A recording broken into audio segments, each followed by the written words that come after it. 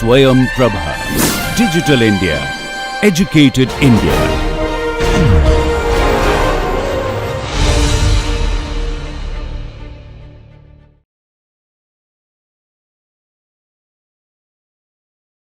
நமஸ்தே.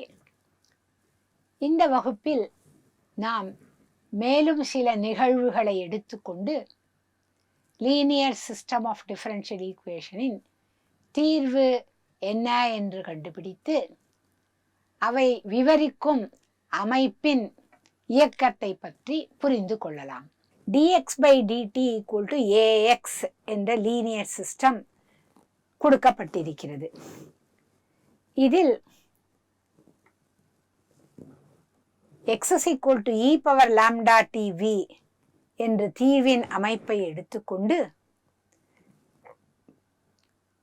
Matrix eigen value ப்ராப்ளமாக மாற்றி lambda என்ற ஸ்கேலார் ஐகன் வேல்யூவாகவும் v என்ற வெக்டர்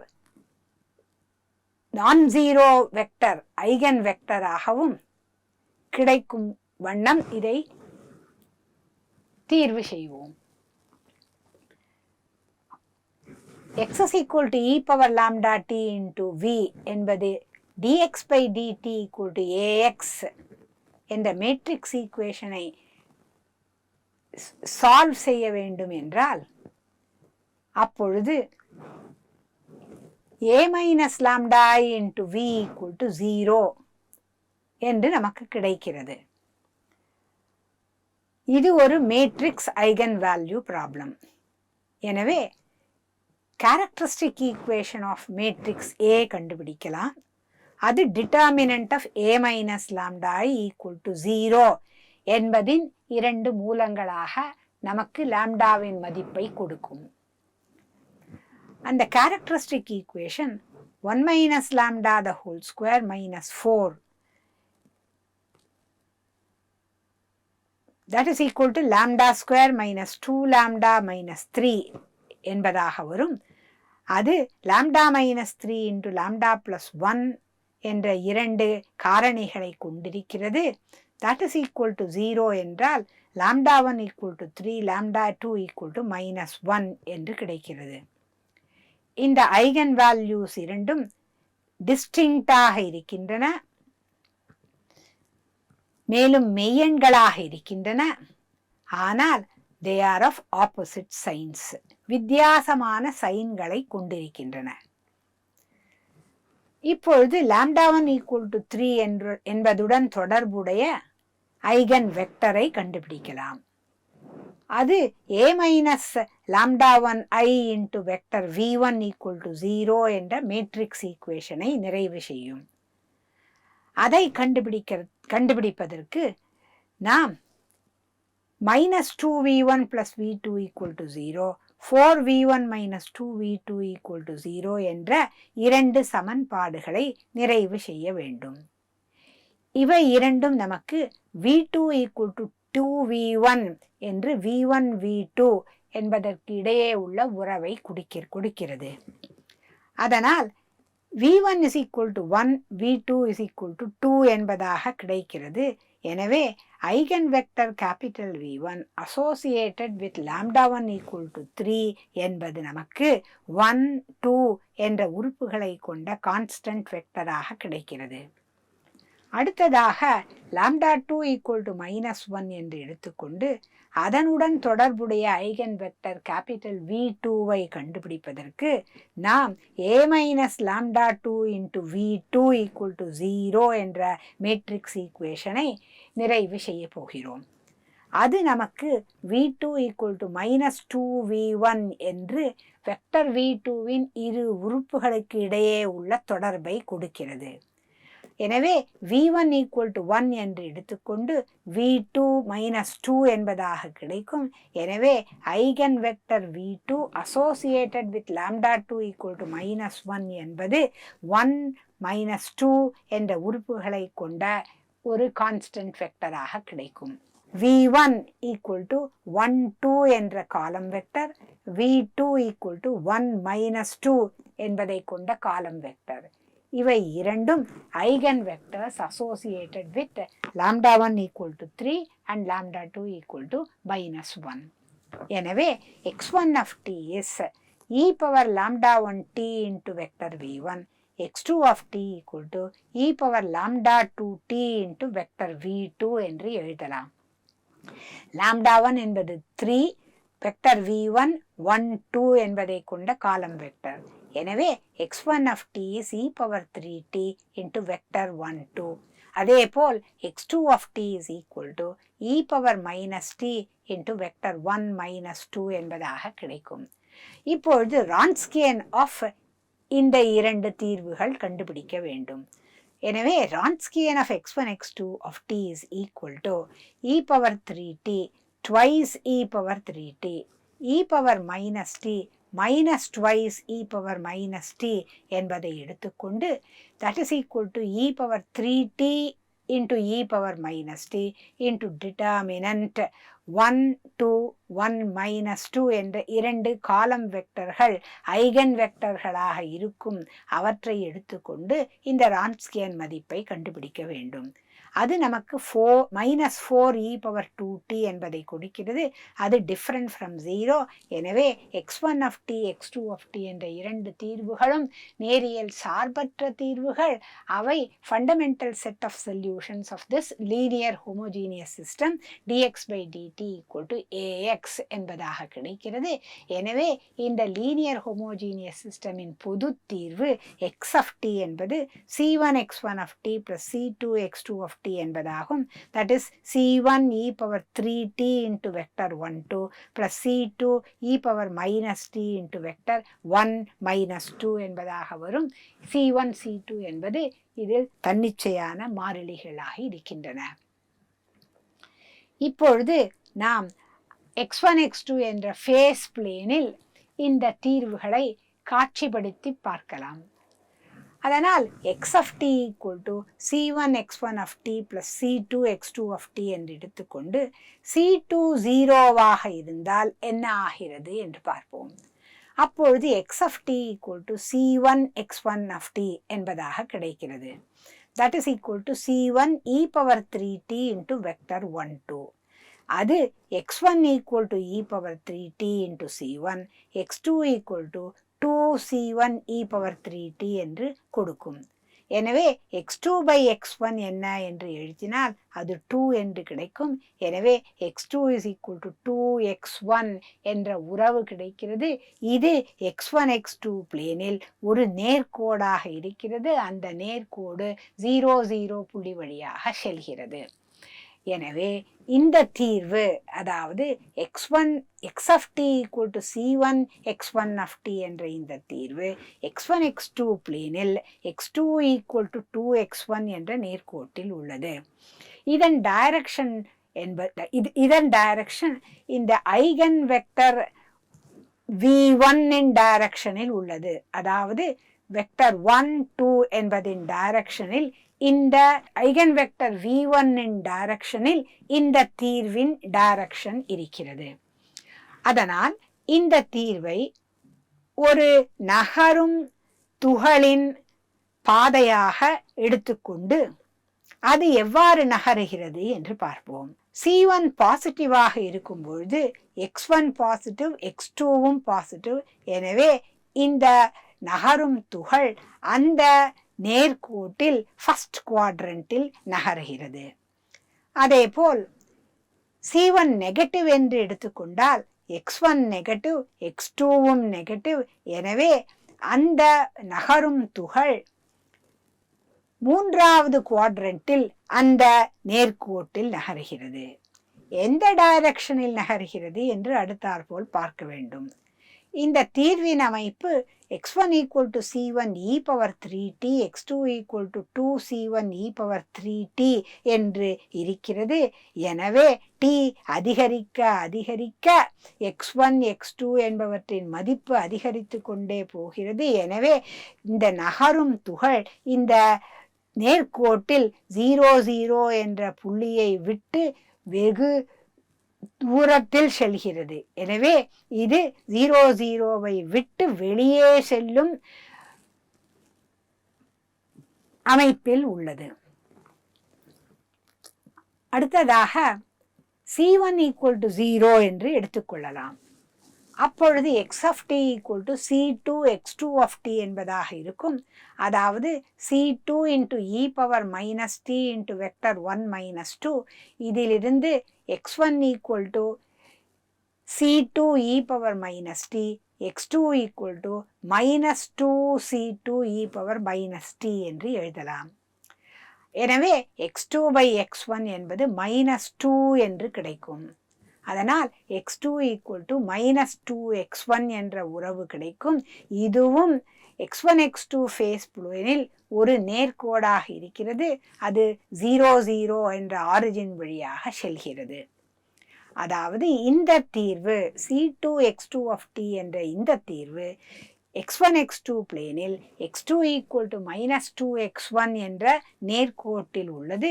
இதனுடைய டைரக்ஷன் ஐகன் வெக்டர் v2வின் டைரக்ஷனில் இருக்கிறது. அதாவது இது x2 equal to minus 2x1 இந்த நேர்கோட்டில் அது இருக்கிறது. அதனால் இப்பொழுது C2 greater than 0, C2 less than 0 இருந்தால் அந்த நகரும் துகள் இந்த நேர்கோடு பாதையில் எவ்வாறு நகருகிறது என்று பார்ப்போம். C2 பாசிட்டிவாக இருக்கும் பொழுது x1 பாசிட்டிவ், ஆனால் x2 நெகட்டிவாக இருக்கிறது. x1 பாசிட்டிவ், x2 நெகட்டிவாக இருப்பதனால் C2 பாசிட்டிவாக இருக்கும் பொழுது இந்த நேர்கோட்டில் உள்ள ஒரு நகரும் புள்ளி 4th குவாட்ரண்டில் இருக்கிறது. அதுவே C2 நெகட்டிவாக இருக்கும் பொழுது x1 நெகட்டிவ், x2 பாசிட்டிவாக இருக்கிறது. எனவே C2 நெகட்டிவாக இருக்கும் பொழுது அந்த கோட்டில் இருக்கும் நகரும் துகள் 2வது குவாட்ரண்டில் அந்த கோட்டின் மேல் நகர்கிறது. எவ்வாறு நகர்கிறது என்று பார்ப்போம். x1 is C2 e power minus t, x2 is minus 2 C2 e power minus t. எனவே t tends to infinity ஆக இருக்கும் பொழுது x1ம் 0வை அப்ரோச் செய்கிறது, x2ம் 0வை அணுகுகிறது. எனவே x1 x2 என்பவை 0 0வை அணுகுகின்றது. எனவே இந்த நகரும் துகள் 0 0வை அணுகுகிறது as t tends to infinity.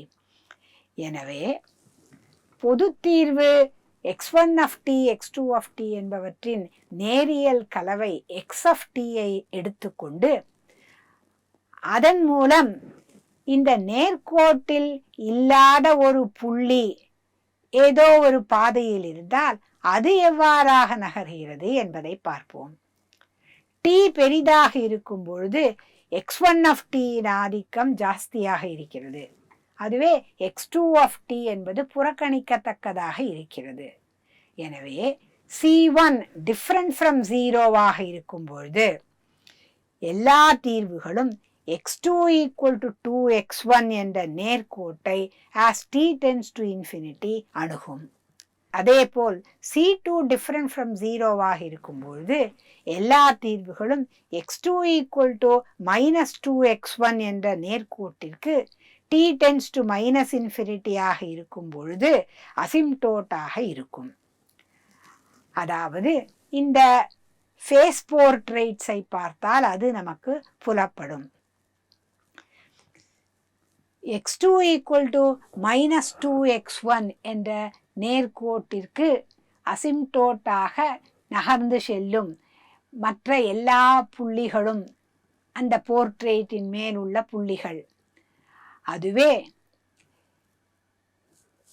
t tends to infinity இருக்கும் பொழுது C1 different from 0 இருக்கும் பொழுது எல்லா ட்ரெஜெக்டரியும் இந்த x2 equal to 2x1 என்ற நேர்கோட்டிற்கு அசிம்டோட்டாக செல்லும். இந்த ஃபேஸ் பிளேனில் வரைந்திருக்கும் ஃபேஸ் போர்ட்ரேட்களை பார்த்தால் 0 0வை சில ட்ரெஜெக்டரிஸ் அணுகுகின்றன, ஆனால் 0 0வை விட்டு சில ட்ரெஜெக்டரிஸ் வெளியே செல்கின்றன. அதனால் இந்த ஃபேஸ் போர்ட்ரேட்ஸின் அமைப்புகள் ஒரு சேடில் பாயிண்ட் என்பதை உருவாக்குவது போல் இருக்கின்றன.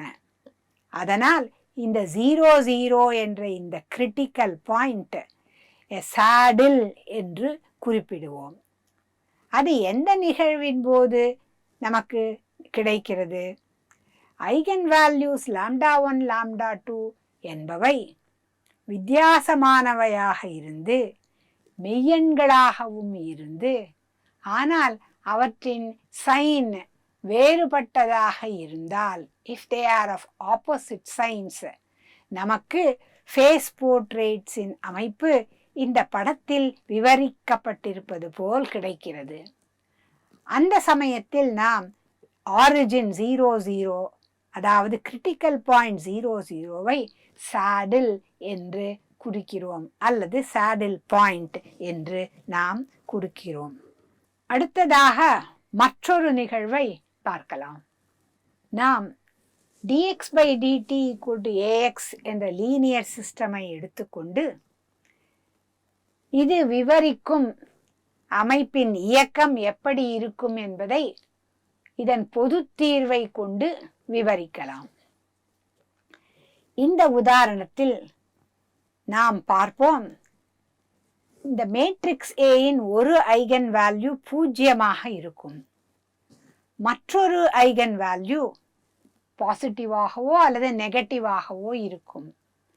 அப்படி இருந்தால் இது விவரிக்கும் அமைப்பின் இயக்கம் எவ்வாறு இருக்கும் என்பதை இதன் தீர்வு மூலம் நாம் புரிந்து கொள்ள வேண்டும். எனவே இந்த சிஸ்டமின் தீர்வை x of t = e power lambda t into vector v என்று எடுத்துக்கொண்டு கண்டுபிடிப்போம். அதற்கு முன்னால் இந்த சிஸ்டமின் கிரிட்டிக்கல் பாயிண்ட்ஸ் என்ன என்பதை தீர்மானிப்போம்.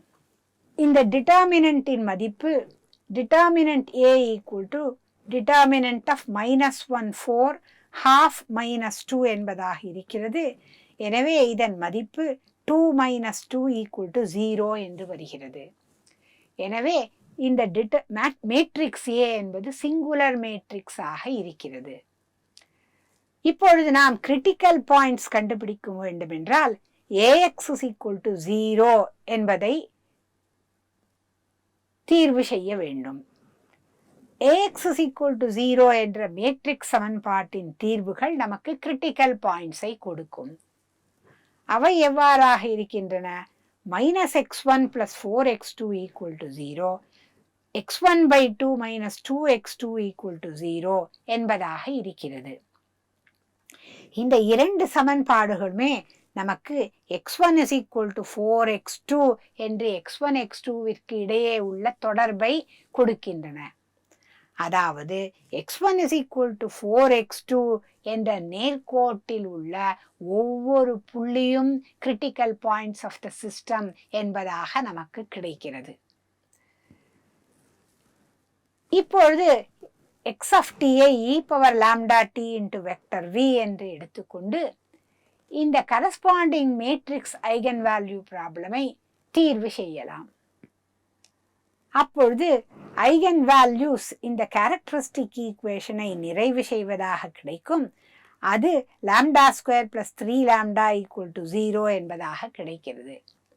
ஐகன் வேல்யூஸின் மதிப்புகள் λ1 = 0, λ2 = -3 என்பதாக வருகிறது. அதனால் ஒரு ஐகன் வேல்யூவின் மதிப்பு 0ஆகவும் மற்றொரு ஐகன் வேல்யூவின் மதிப்பு மெய்யெண்ணாக இருக்கிறது. அது நெகட்டிவ் சைனை கொண்டிருக்கிறது. இப்பொழுது λ1 = 0 என்ற ஐகன் வேல்யூவுடன் தொடர்புடைய ஐகன் வெக்டரை கண்டுபிடிக்கலாம். அது a - λ1i into vector v = 0 என்பதை நிறைவு செய்யும்.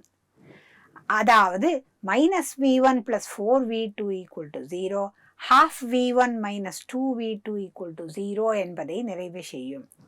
அதாவது v1 = 4v2 என்பதாக கிடைக்கும்.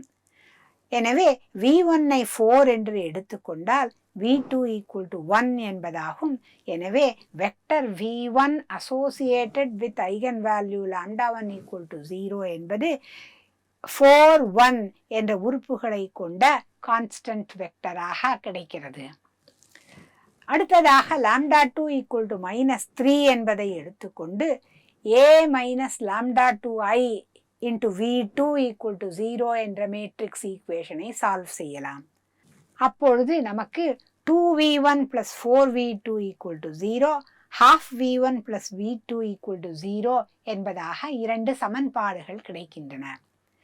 இது v1 equal to -2v2 என்ற v1 v2விற்கு இடையே உள்ள உறவை கொடுக்கிறது. எனவே v1 equal to -2 என்று எடுத்துக்கொண்டால் v2 is equal to 1 என்பதாகும். எனவே v2 என்ற eigen vector associated with λ2 equal to -3 என்பது -2, 1 என்ற உறுப்புகளை கொண்ட ஒரு காலம் வெக்டராக கிடைக்கிறது. எனவே இப்பொழுது x1 of t, x2 of t என்ற தீர்வுகளின் அமைப்பு எப்படி இருக்கும் என்பதை எழுதலாம். x1 of t is equal to e power λ1t into vector v1. λ1 0, vector v1 என்பது 4, 1 என்ற காலம் வெக்டர். எனவே x1 of t is e power 0t into காலம் வெக்டர் 4, 1 என்பதாகும். அதேபோல் x2 of t equal to e power λ2t into vector v2. எனவே அது e power -3t into காலம் வெக்டர் -2, 1 என்பதாக கிடைக்கும். இப்பொழுது இதன் ரான்ஸ்கியனின் மதிப்பை கண்டுபிடிக்கலாம். w of x1, x2 of t is equal to determinant of 4, 1 -2 e power -3t e power -3t என்பதாகும். that is equal to e power -3t into determinant 4 -2 1 1 என்பதாக கிடைக்கும். இது 6 e power -3t என்று வருகிறது, which is different from 0. அதனால் Wronskian of the two solutions x1 of t, x2 of t different from 0 என்று வருவதால் x1 of t, x2 of t என்பவை நேரியல் சார்பற்ற தீர்வுகள். அவற்றை கொண்ட குழு ஒரு ஃபண்டமெண்டல் செட் ஆஃப் சொல்யூஷன்ஸை நமக்கு கொடுக்கிறது. எனவே நாம் பொது தீர்வை x of t is equal to c1 x1 of t plus c2 x2 of t என்று எழுதலாம். That is equal to c1 into vector 4, 1 plus c2 into e power -3t into column vector -2, 1 என்பதாக எழுதலாம். இந்த அமைப்பை பார்த்தால் x1 of t என்பது t-ஐ சார்ந்ததாகவே இல்லை. அது ஒரு நிலையான தீர்வாக இருக்கிறது. அதனால் c2 equal to 0 என்கிற பொழுது x of t என்பது c1 x1 of t என்று வரும். அது c1 into column vector 4, 1 என்பதாக வரும். அதனால் x of t என்பது proportional to x1 of t ஆக இருக்கும். ஐகன் வெக்டர் v1 மூலம் இந்த தீர்வு தீர்மானிக்கப்படுகிறது. அந்த ஐகன் வெக்டர் v1 மூலம் தீர்மானிக்கப்படும் நேர்கோட்டில் உள்ள ஒரு புள்ளி இந்த தீர்வு ஐகன் வெக்டர் 4, 1 என்பதாக இருக்கிறது. அதன் டைரக்ஷனில் உள்ள ஒரு நேர்கோடு தான் இந்த தீர்வை விவரிக்கிறது. அதாவது x1 is equal to 4x2 என்ற நேர்கோடு அது 0, 0 வழியாக செல்கிறது. அந்த நேர்கோடு தான் இந்த தீர்வை விவரிக்கிறது. இதன் டைரக்ஷன் 4, 1 என்ற ஐகன் வெக்டரின் டைரக்ஷனில் இருக்கிறது. இந்த தீர்வு புள்ளியின் இயக்கம் நேர்கோட்டில் உள்ள எல்லா புள்ளிகளும் கிரிட்டிக்கல் பாயிண்ட்ஸ் என்பதுடன் ஒத்து போகிறது. ஏனெனில் நாம் critical points of the linear system கண்டுபிடித்த பொழுது x1 is equal to 4x2 என்ற நேர்கோட்டில் உள்ள ஒவ்வொரு புள்ளியும் critical point of the system என்று கண்டுபிடித்தோம். இப்பொழுது நமக்கு கிடைத்துள்ள தீர்வின் direction x1 is equal to 4x2 என்பதாக இருக்கிறது. இது ஐகன் வெக்டர் 4, 1 இன் டைரக்ஷனில் இருக்கிறது. அதனால் இந்த ஃபேஸ் போர்ட்ரேட்டில் அல்லது நேர்கோட்டில் இருக்கும் ஒவ்வொரு புள்ளியின் இயக்கமும் critical points on this line என்பதின் இயக்கமாகவே இருக்கும். அதனுடைய இயக்கத்துடன் ஒத்து போகும். அடுத்ததாக C1 = 0 என்று எடுத்துக்கொண்டால் நமக்கு x of t = C2 into x2 of t, that is C2 into e power minus 3t into column vector minus 2 1 என்பதாக வரும். அப்பொழுது as t tends to infinity, x2 of t approaches 0 along the direction of the eigenvector minus 2 1 என்பதாக இருக்கிறது. எனவே trajectory எல்லாம் ஆரிஜினை அணுகும் along the line determined by this eigenvector direction, namely minus 2, 1. அவைதான் இவ்வாறாக ஏரோ மூலம் இங்கு மார்க் செய்யப்பட்டிருக்கின்றன. இப்பொழுது நாம் பார்த்த எல்லா நிகழ்வுகளையும் தொகுத்து ஐகன் வேல்யூஸின் அமைப்பு எப்படி இருக்கிறது, அதற்கு தொடர்புடைய ஃபேஸ் போர்ட்ரேட்ஸின் அமைப்பு எவ்வாறு உள்ளது, இந்த நிகழ்வில் கிரிட்டிக்கல் பாயிண்டை என்ன என்று குறிப்பிடுவோம் என்பது இங்கே விவரிக்கப்பட்டிருக்கிறது. முதலாவதாக நாம் 2 ரியல் டிஸ்டிங்க்ட் ஐகன் வேல்யூஸ் கிடைக்கும் ஒரு உதாரணத்தை எடுத்துக்கொண்டோம். அந்த eigen values are of the same sign என்பதாக இருந்தால் அவற்றின் கிரிட்டிக்கல் பாயிண்டை நோடல் சோர்ஸ் அல்லது நோடல் சிங்க் என்று கூறுவோம். ஐகன் வேல்யூஸ் இரண்டும் பாசிட்டிவாக இருக்கும்பொழுது அதை நோடல் சோர்ஸ் என்றும், நெகட்டிவாக இருக்கும்பொழுது அதை நோடல் சிங்க் என்றும் குறிப்பிடுவோம் என்று பார்த்தோம். அப்பொழுது அந்த ஃபேஸ் போர்ட்ரேட்ஸ் நோடல் சோர்ஸாக இருக்கும் பொழுது கிரிட்டிக்கல் பாயிண்ட் 00வை விட்டு வெளியே செல்லும். அவ்வாறாக இங்கு ஏரோக்கள் மார்க் செய்யப்பட்டிருக்கின்றன. அதுவே நோடல் சிங்காக இருக்கும் பொழுது கிரிட்டிக்கல் பாயிண்ட்ஸை நோக்கி இந்த நகரும் துகள்கள் நகரும். எனவே ஏரோஸ் எல்லாம் 00வை நோக்கி செல்வதாக மார்க் செய்யப்பட்டிருக்கின்றன. அடுத்த நிகழ்வாக 2 வித்தியாசமான ஐகன் வேல்யூக்களை கொண்ட மேட்ரிக்ஸ் ஏஐ கோஎஃபிஷியன்ட் மேட்ரிக்ஸாக கொண்ட dx by dt = ax என்ற லீனியர் சிஸ்டமை எடுத்துக்கொண்டோம். அங்கு λ1 λ2 என்பவை ஆப்போசிட் சைனுடன் இருந்தன. அந்த சமயத்தில் நமக்கு ஃபேஸ் கிரிட்டிக்கல் பாயிண்டை சாடில் பாயிண்ட் என்று குறிப்பிட்டோம். அப்பொழுது ஃபேஸ் போர்ட்ரேட்ஸின் அமைப்பு இவ்வாறாக இருந்தன. சில ஃபேஸ் போர்ட்ரேட்ஸில் நகரும் துகள்கள் டுவர்ட்ஸ் தி ஆரிஜின் வந்தன. சில ஃபேஸ் போர்ட்ரேட்டில் நகரும் துகள்கள் ஆரிஜினை விட்டு வெளியே சென்றன. இவற்றின் direction asymptote to the 2 eigen vector directions ஆக இருந்தது என்று பார்த்தோம். அடுத்ததாக நாம் எடுத்துக்கொண்ட உதாரணத்தில் ஒரு ஐகன் வேல்யூவின் மதிப்பு 0வாக இருந்தது, அடுத்த ஐகன் வேல்யூவின் மதிப்பு நெகட்டிவாக இருந்தது. அது ஒரு மெய்யெண் ஐகன் வேல்யூவாகவும் இருந்தது. அந்த சமயத்தில் நாம் இந்த critical points of the system என்பது ஒரு லைன் ஆஃப் கிரிட்டிக்கல் பாயிண்ட்ஸாக கிடைத்தது. அதாவது ஒரு நேர்கோட்டில் இருக்கும் ஒவ்வொரு புள்ளியும் கிரிட்டிக்கல் பாயிண்டாக இருந்தது. அந்த நேர்கோடு ஆரிஜின் வழியாக சென்றது. மற்றும் λ2 <0 என்பதுடன் தொடர்புடைய தீர்வுகள் எல்லாம் ஆரிஜின் 00வை அப்ரோச் செய்தது. அவற்றின் அமைப்பு இவ்வாறாக இருந்தது. அதுவே λ2 பாசிட்டிவாக இருந்தால் அந்த தீர்வுகள் எல்லாம் 00வை விட்டு வெளியே சென்றன. அப்பொழுதும் λ1 = 0 என்பது மற்றொரு ஐகன் வேல்யூவாக இருப்பதால் ஒரு லைன் ஆஃப் கிரிட்டிக்கல் பாயிண்ட்ஸ் இந்த லீனியர் சிஸ்டமிற்கு இருந்தது என்பதை நாம் பார்த்தோம்.